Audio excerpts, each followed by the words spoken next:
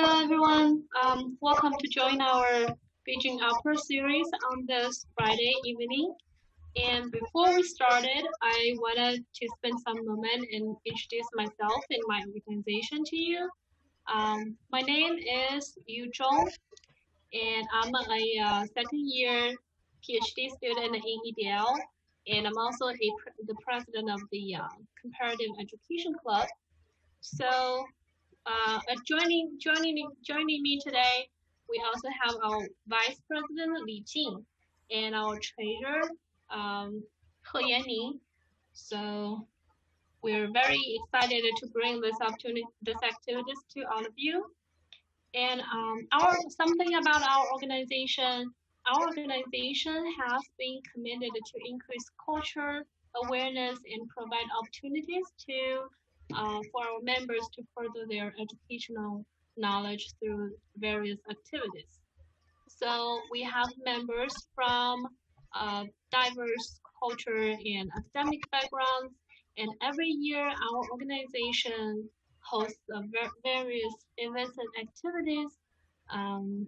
for example, we invite speakers to our campus or doing online sessions.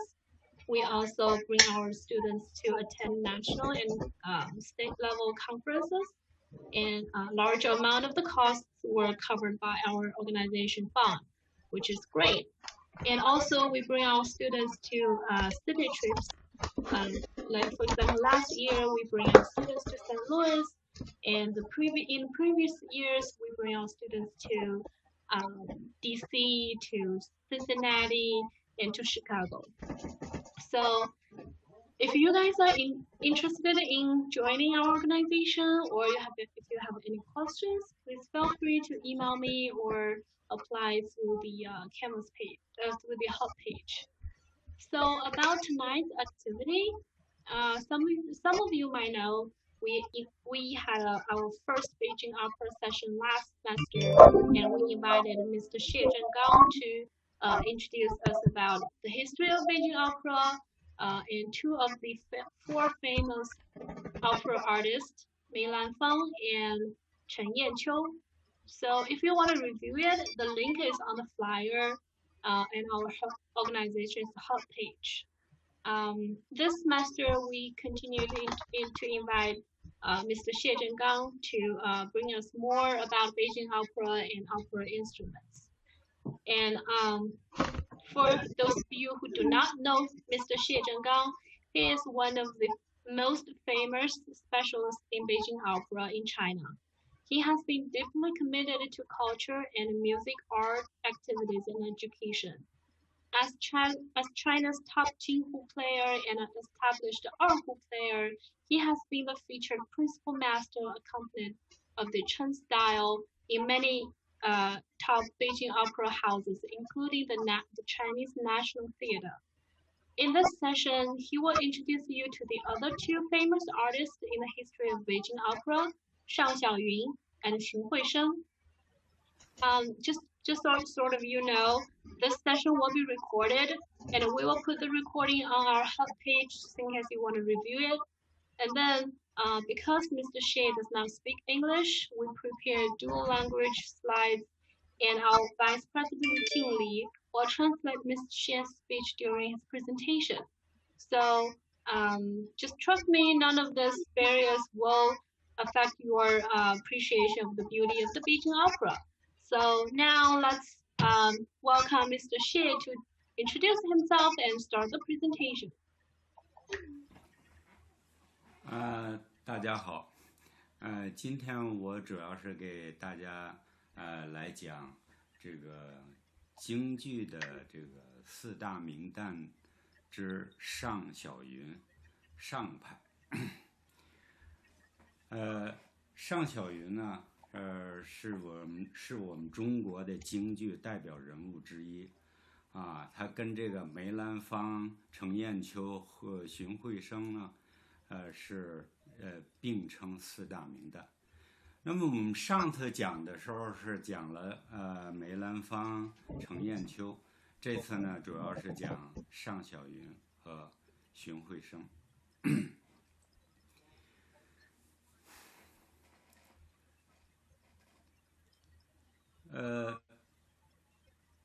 尚小云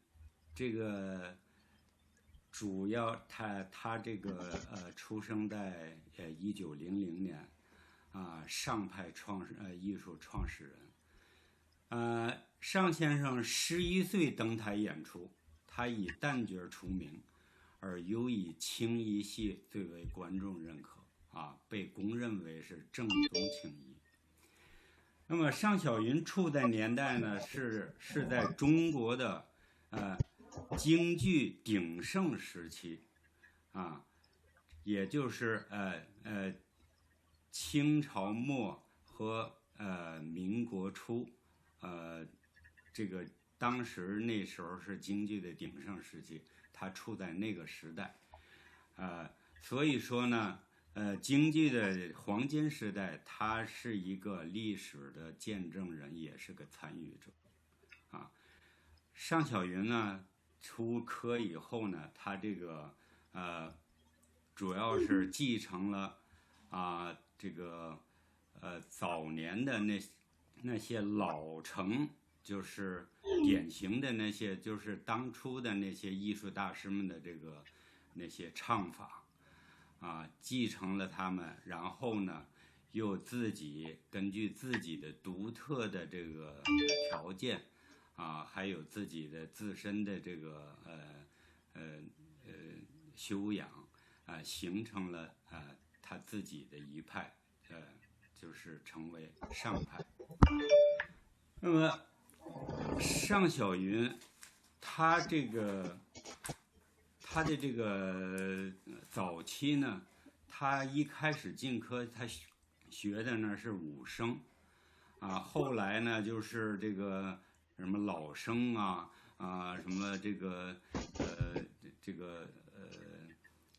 胡生啊，所有的这些行当他都学过，而且都演过啊。最为重要的就是说，他后来因为根据自己的条件，改为正式唱这个青衣啊，所以他在他的这个尚派形成的时候呢，是经过了一大段的时间啊，这个早期就是继承啊，后来就是他发展自己的这个表演技能啊。那么我们首先要讲他的这个风格呢，是与刚健中带以婀娜多姿，就是说他又有老派的那种刚健，又有就是后来这个就是阳刚嘛，简称就是阳刚之美啊，就是他的唱腔呢也是就属于那种特别高亢刚健，气力充沛啊，而且这个什么上亢下坠啊，对比鲜明啊，比较注重气势，充分体现呢就是说他的这个这些阳刚之美。那么他的这个唱腔特点呢，我这个简单的介绍一下。他唱腔特点呢，就是比较就是起伏很大啊，有时候很高，然后又突然下来，然后顿挫也特别分明，节奏呢也是，有时候他一唱着唱着，咔停到这儿，然后呢，又开始又接着又唱完了以后又弱下来，然后再强上来，好多他有一些那个嘎巴腔在里边啊，就是属于他的这个唱腔这方面的那个特点。那么我在这里呢，就是示范一句，他在这个《狮子惊风》里面有一大段的这个典型的唱功啊，我只唱一句，就是充分显示他这个尚派的这个特点的啊，《狮子惊风》啊，他这个唱词呢是这个怀六甲14月未曾分娩。这个在我们京剧唱腔里边，就是说它这个六是上口的，上口就是怀鹿甲14月未曾，是吧？它这个曾呢是不念这曾分娩啊，所以它这个字发音是这样啊。那么我唱一唱它这个一句啊，它这是慢板，怀鹿甲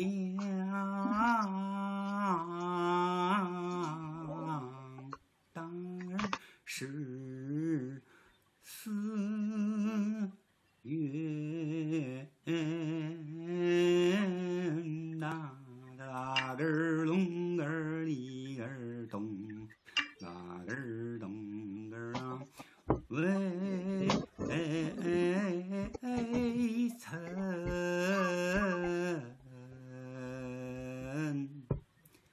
分娩。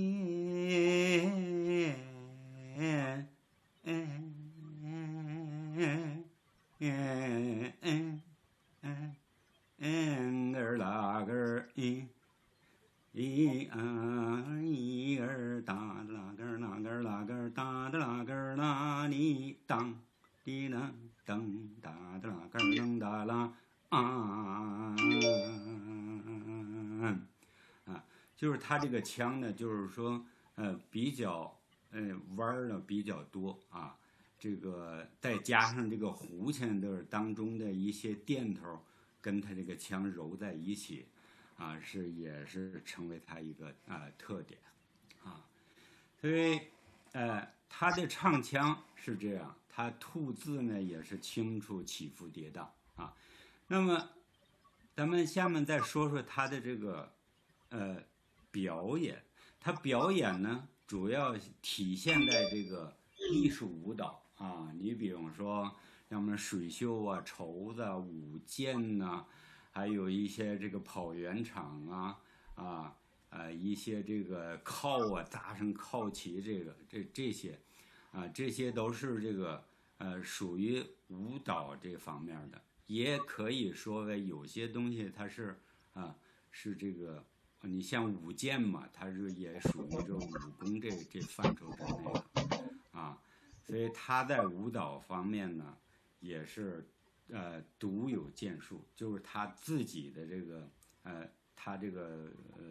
所创造的一些，你比方说上派，他有一个叫什么叫三华步，三华步呢，它就是它的程式是什么？先是往前边栽一下，然后再往后边再仰，然后就感觉要摔倒的时候，然后再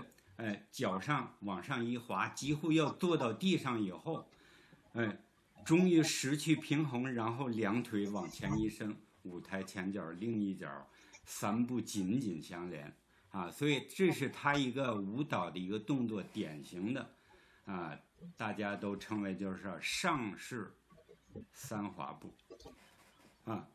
另外，它的这个造型就是说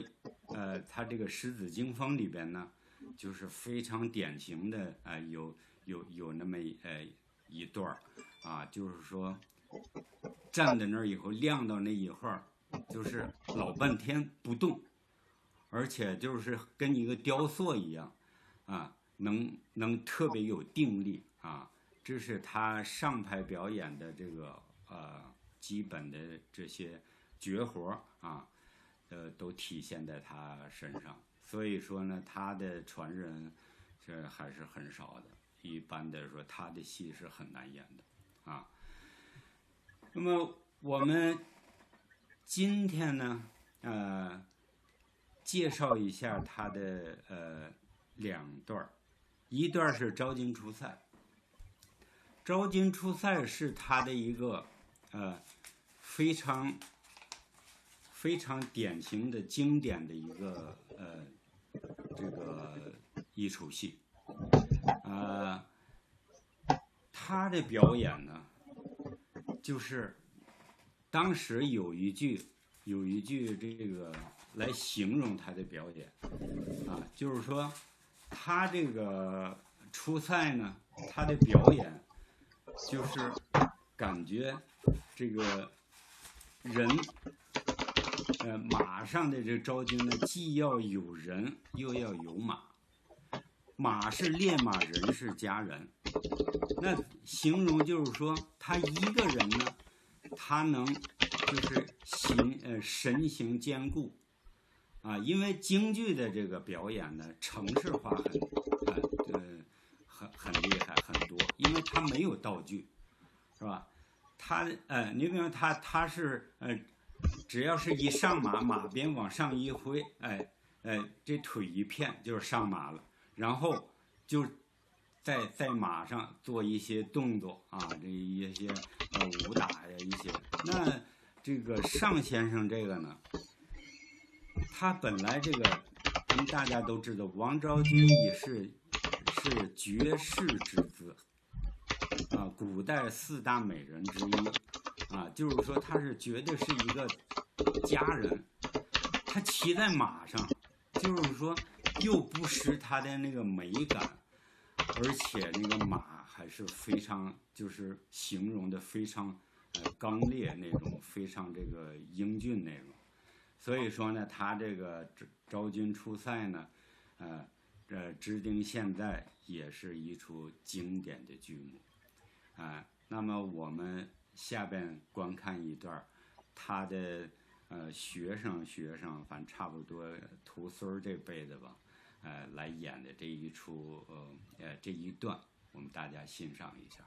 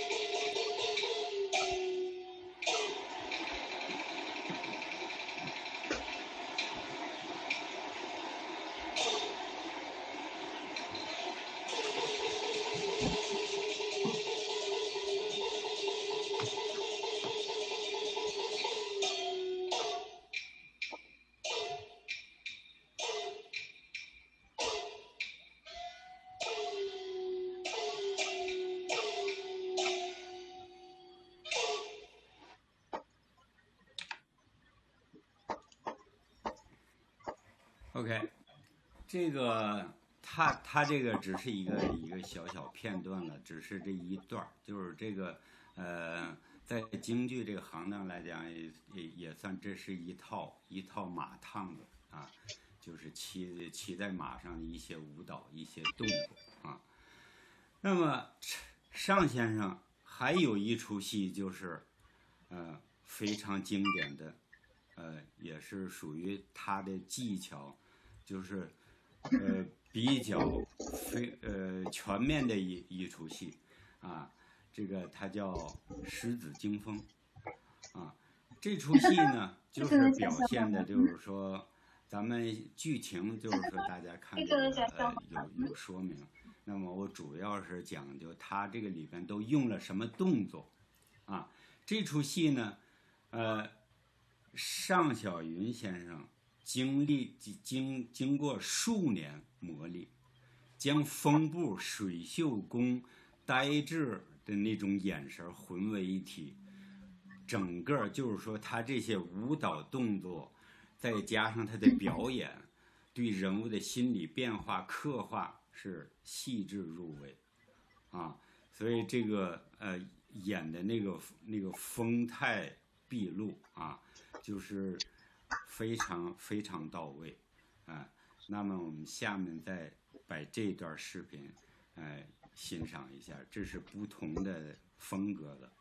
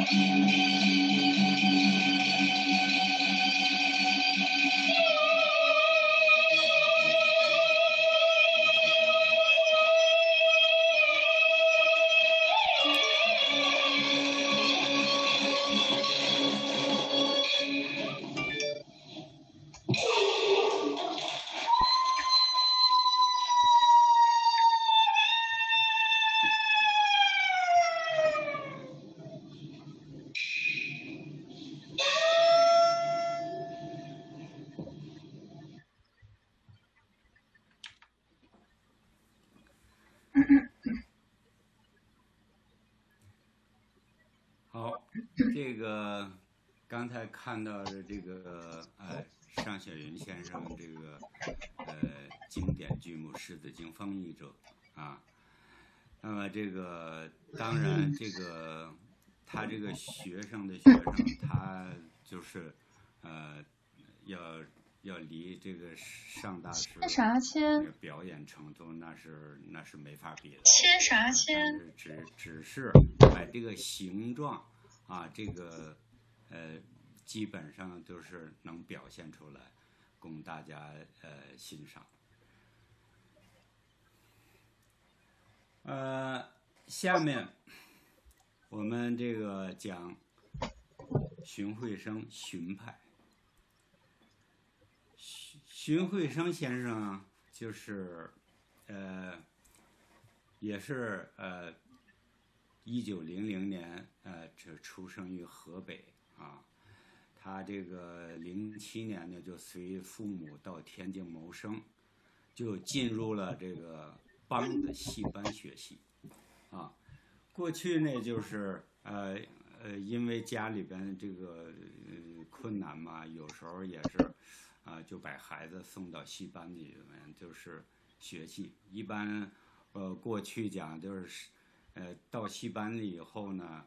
你要是跟着这个班主演戏，得出徒以后你才能这个拿到这个赏钱啊。没出徒之前都是要伺候师傅，要是给师傅什么活都干，你才能学啊。后来呢就是学的差不多以后呢，就是随着师傅呢进京啊。进京就是到北京以后呢，就得到了这个侯俊山，当时也是一个非常有名的一个老先生啊，就学了这个滑蛋戏啊。这个然后呢后来又进入三乐班啊，学这个拜了这个吴灵仙啊、陈德森啊、王耀清啊为师啊。这是他的这个基本的他的这个入行以来呢，就是基本的这个情况是这样。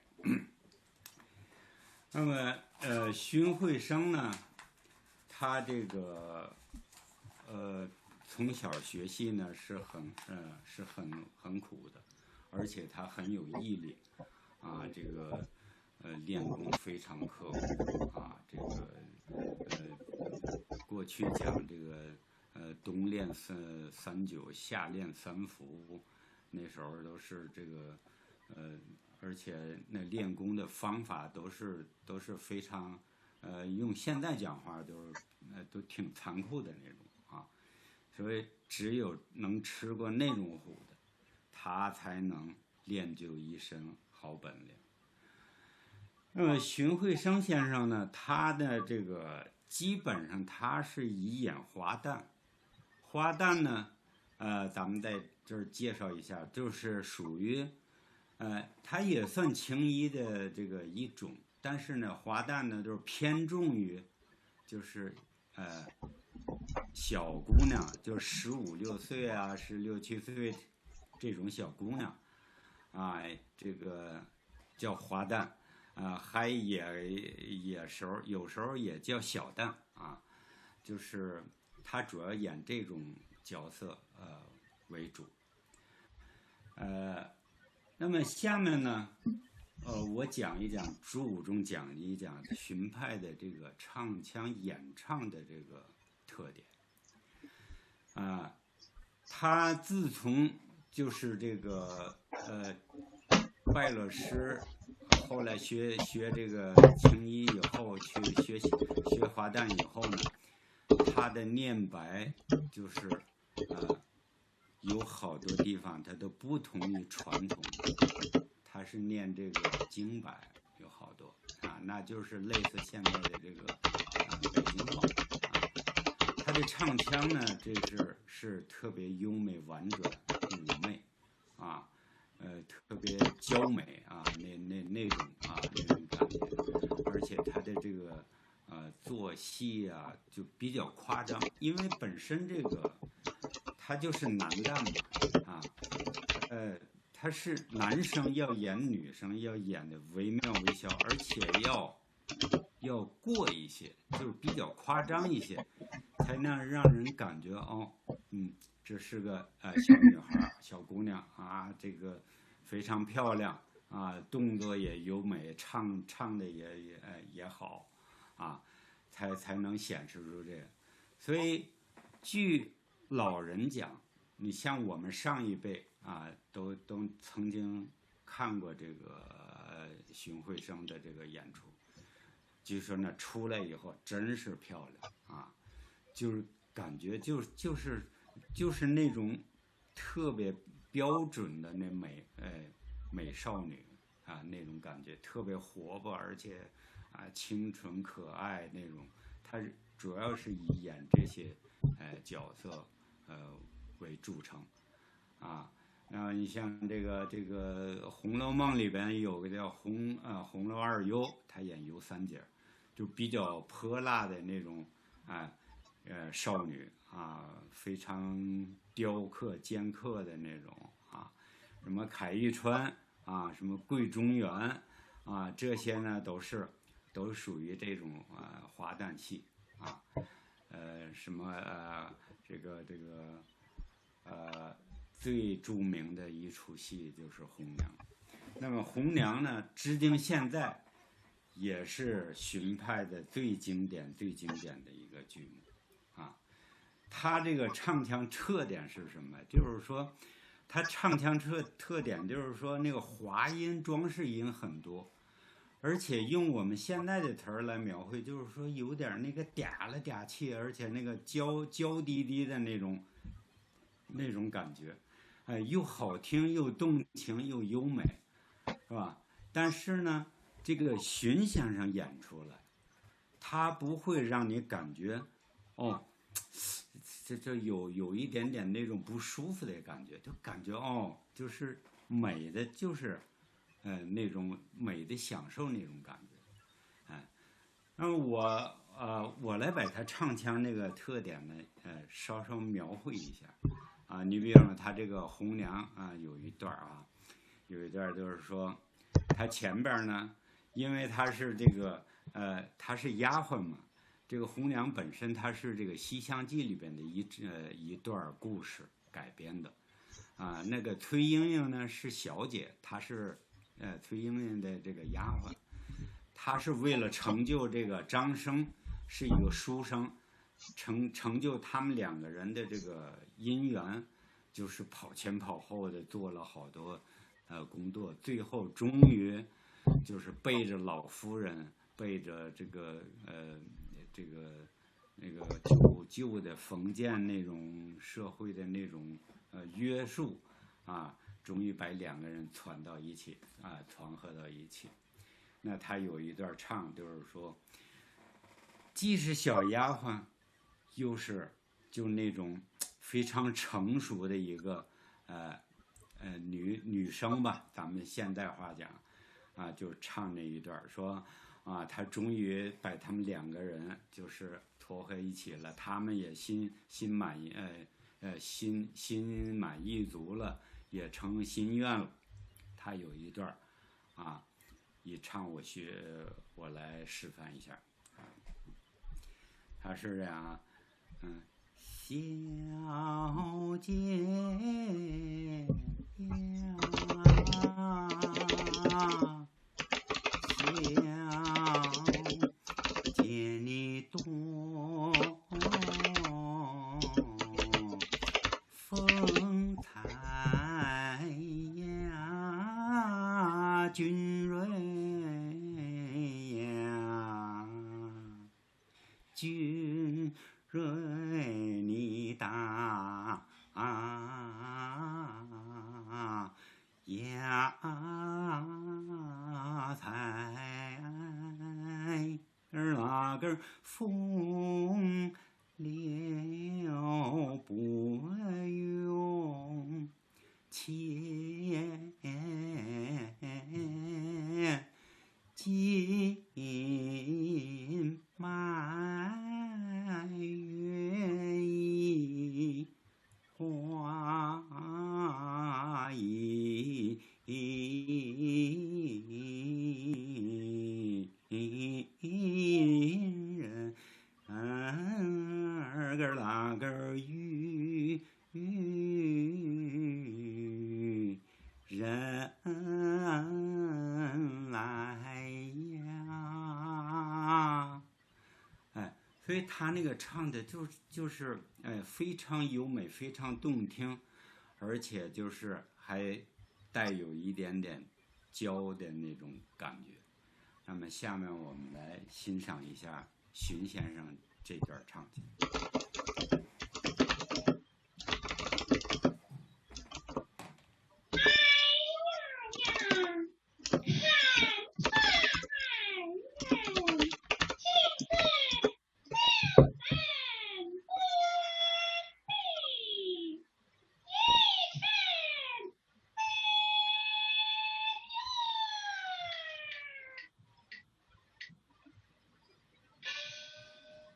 老夫人呐，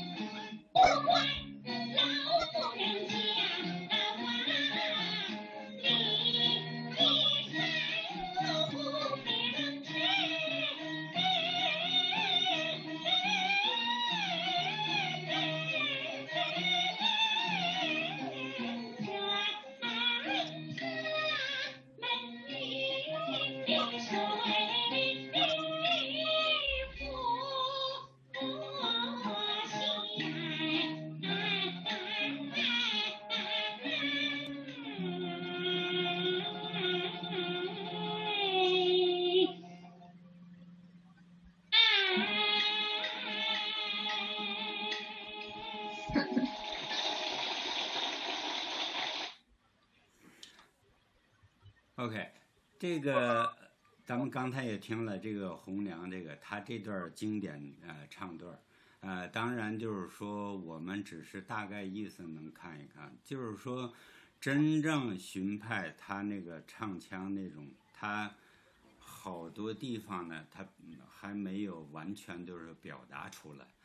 只是一个形状。那么借这个机会呢，我也想就是说，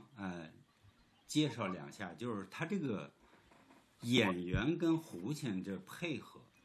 荀派前面我讲过什么梅派啊，什么程派啊，他的这个胡琴这个拉法呢，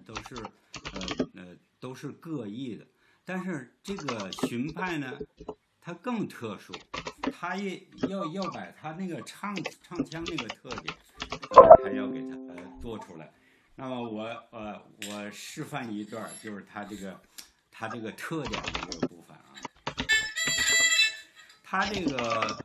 前边就是这个刚才大家看了他那段前面那个出来呀。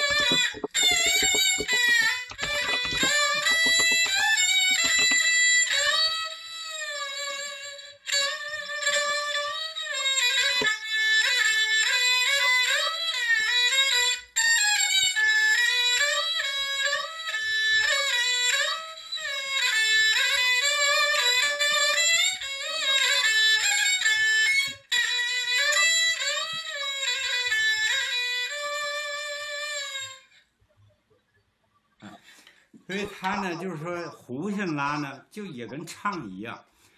他那个细小的那些地方，那个小弯啊、滑音呐，胡琴都要配合着他一起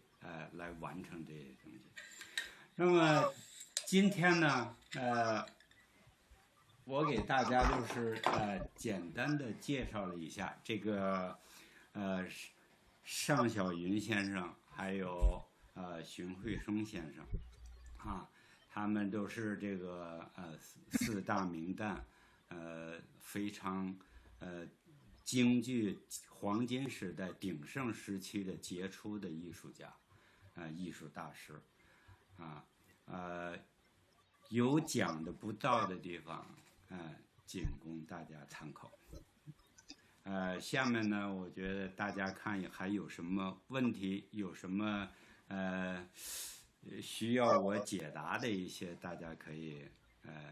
广泛的发表一下意见。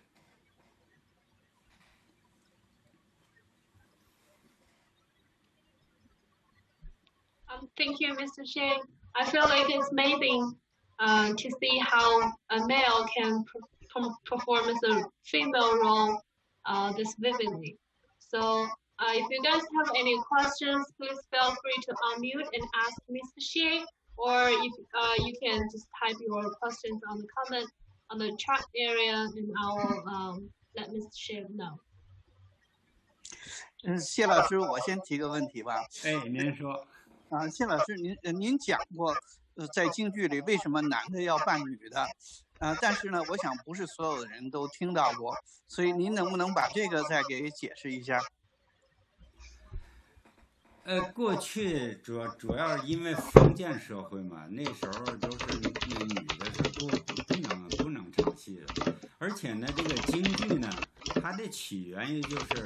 4大徽班嘛，因为上次讲的时候已经讲过，就是说徽班进京以后是当时清朝那时候光绪年嘛，他就是要在宫廷里边组织了这么一套。就是从各地把那些专家呀、什么这些德高望重的艺人呢，请到宫里边来，共同的就是研制，实际上就是跟研发一样，都把这个京剧呢，各个地方的优秀东西都给它揉在这里边。所以那时候呢，这个基本上就是没有女生来演京剧的。全是男生，你包括唱老旦也，你像那个清代的时候，龚云普是这个你要当这旦角，你像梅巧云呐，这全是男生啊，就是他也不允许，那时候封建那个社会也不允许就是女人上台，所以他就形成了那时候就产生了4大名旦。他就出来这么多，全是男的，这个你看现在就很少了，现在当然也有，但是就很少，是吧？所以他是那个时期，那个这也算就是说，那时期的产物，反正是这样。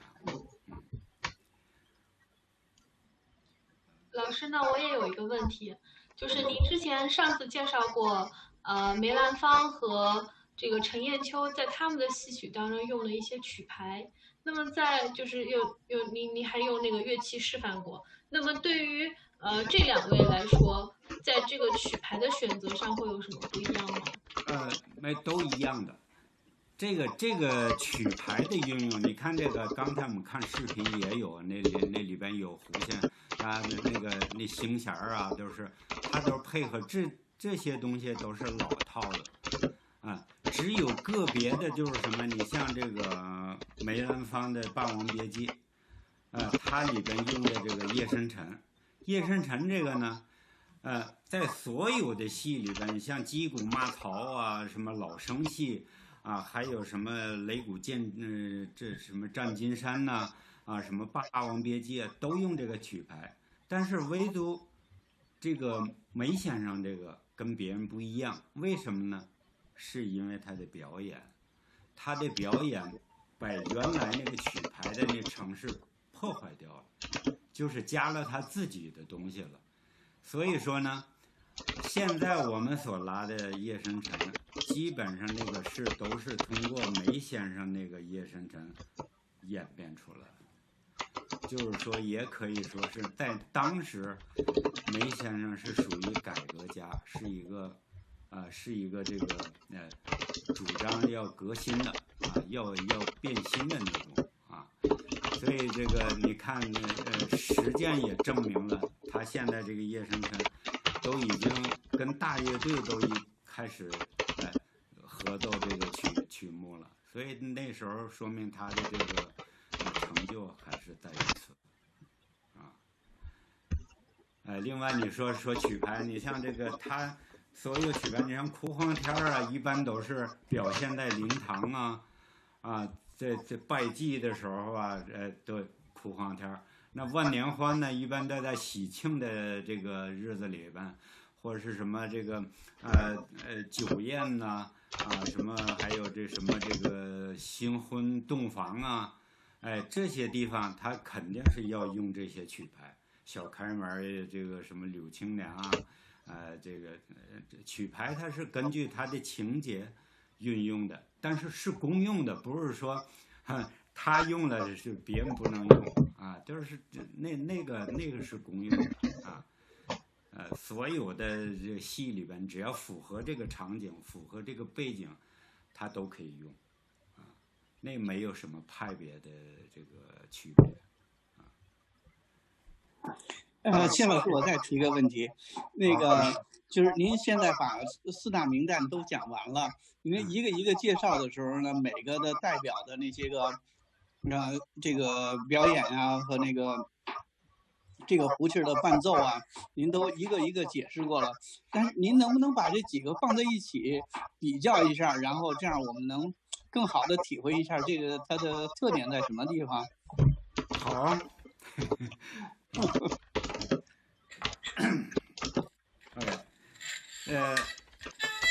那比如说咱们先来这个说梅派，咱们都从梅上成群是吧？从梅派你比如说都比较大体，比较典雅，所以说它这个在拉法上呢，就是属于那种就是4平8稳那种，是吧？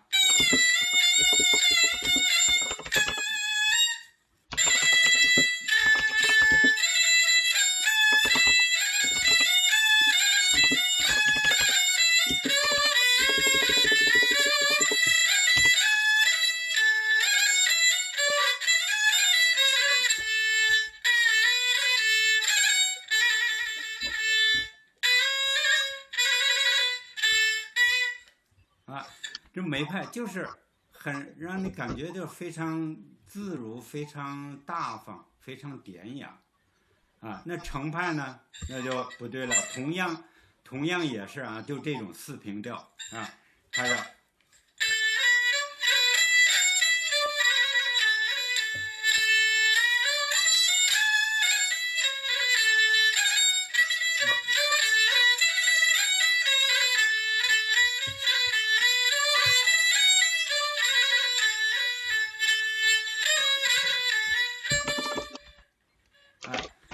听着他感觉就有一点点那个节奏，就有一点点这个跳动的这种感觉，而且它出来声音呢，就是非常颗粒性比较强这是程派它都是根据它那个唱腔的那个特点是吧，就来了。你看上派呢，上派就是说跟梅派没有多大区别，但是呢它主要是体现在唱腔上，在拉琴上呢，就是随着它唱腔就是顿挫就行了你看他那个刚才我这说那个地方啊，还有一个后边那个腔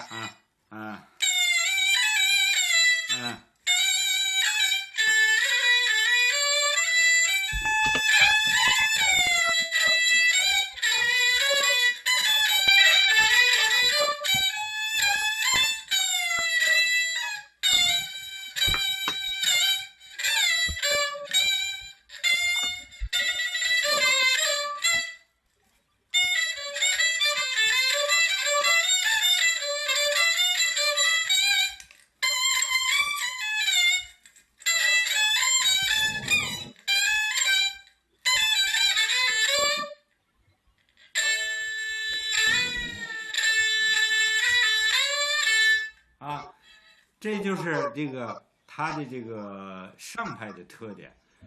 它就要那个顿挫，而且比较干净、刚健，啊，就体现它那个特点，是吧？那么红娘呢？红娘那边说就是要四平调，咱们前边就是叙述什么程派也好，梅派也好，四平调。它这个它是这样啊。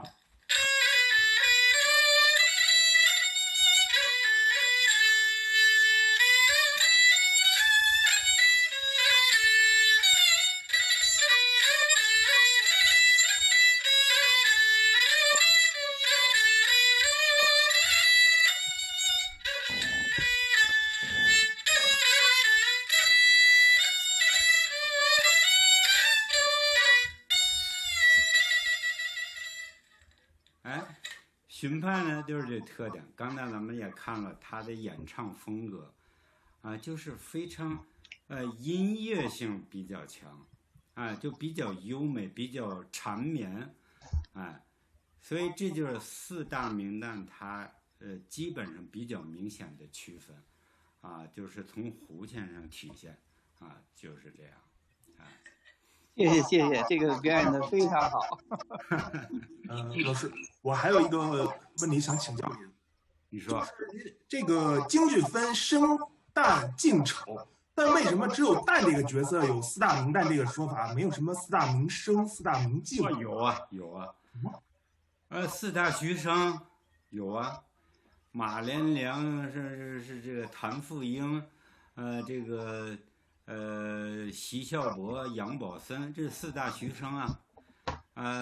净和丑后边如果说就是还继续的话，后边会讲到四大须生啊。那净和丑这两个角色也有吗？净有，净和丑没有。净和丑呢，它是你比方净呢，它分铜锤，分架子花，这都统称为净，啊。那我们一般常见的，你像铜锤花脸就是包公，演包公的，啊，是不是这个还有什么那个姚琦啊，这个二进宫里面姚琦啊，这个还有什么单学信那个锁五龙里边啊，所以这些都属于铜锤花脸，啊，什么扎美案啊，那架子花呢？就是又带表演又带舞的，还带唱的。你像袁世海、金少山、郝寿臣，啊，这些都是那个属于这个架子花脸。是因为太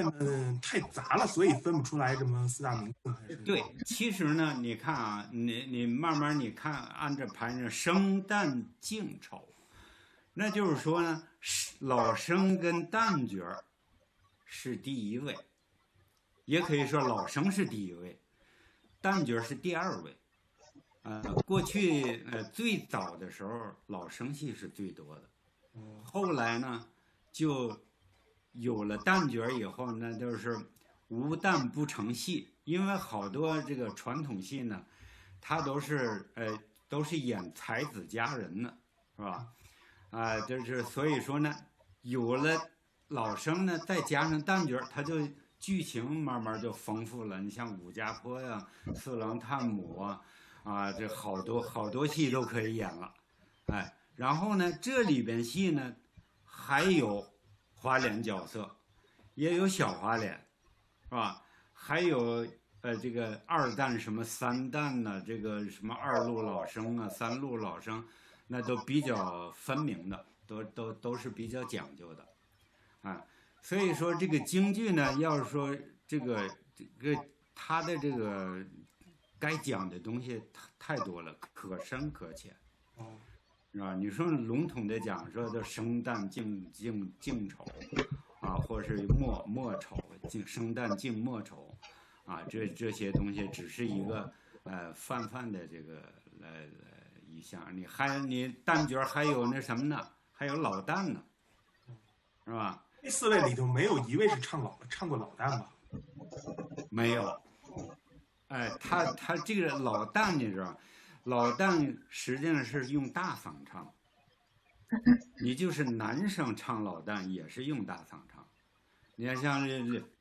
过去老先辈龚云普清光时代的，啊，还有什么李金泉啊，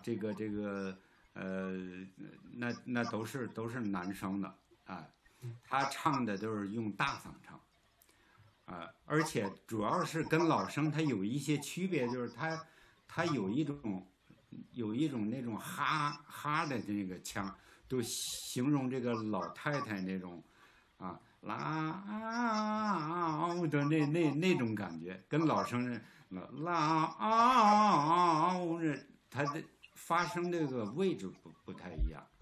啊。你像生旦是生角里边还有个小声。小声呢是大小嗓结合，它又有大嗓在下边拖着，然后高音的时候用小嗓，所以这个京剧反正这个为什么说国宝呢？就是它的太广泛了，它的涉猎的这个面太广啊。Okay. Do we have any other questions? Sorry. Go ahead. 我们虽然说我们讲了很多是这种《霸王别姬》之类的，但是我们可能接触到的更多是那个，比如说《红色娘子军》啊，然后像《智取威虎山》这种样板戏现代京剧。然后我想知道，就是这个现代京剧和这个从前的这个京剧有怎么样的区别？然后这个或者这四大名旦对这个现代京剧有没有一些特别的贡献之类的？ OK， 这个它这个是一个时代问题，因为咱们刚才讲的是四大名旦，它的时代是清光末到民国，那我们样板戏呢是文革时期的产物。样板戏可以说我这个年龄的时候是赶上那么一段，那时候我这17、18岁。那时候赶上一段啊，样板戏呢，主要是它是当时的这个江青啊搞的，这也是属于就跟清代这个慈禧太后跟那个光绪他们为了做寿要搞了一个四大徽班进京，那江青呢那时候他的政治目的是要当女皇嘛。所以他都是那时候，当时是什么样板戏的旗手，他就搞了8个样板戏。这个8个样板戏呢，它的中心就是要推陈出新，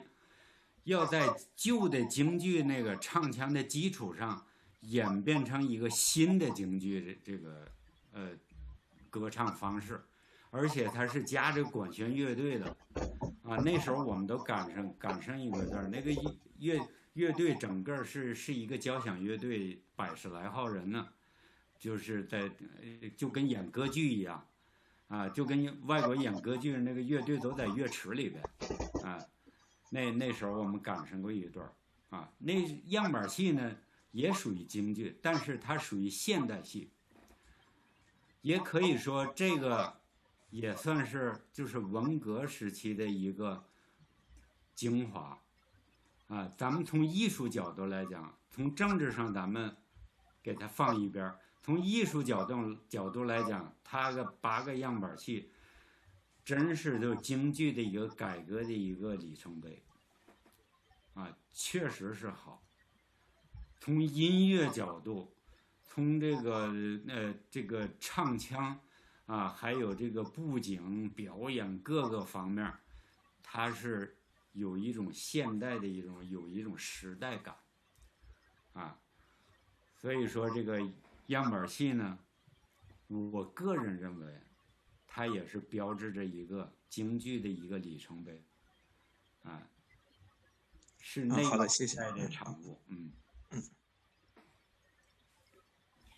，All right. Do we have any more questions? Okay. I want to respect our viewer time. So let's give Mr. Shea a round of applause. Thank you so much for bringing this amazing demonstration and lecture. Just want to give you guys just give you guys a hint. We have our next series on October the 20. Let me see, the third week, October the 23rd. So, and thanks for the questions that was mentioned by our student. In the next series, Mr. Xie will talk about how the old male role were performed by our artist. So, well, thank you guys, and hope you guys enjoy this lecture and demonstration, and have a great night and enjoy the weekend. Bye, guys. 谢谢谢谢， Bye. Bye.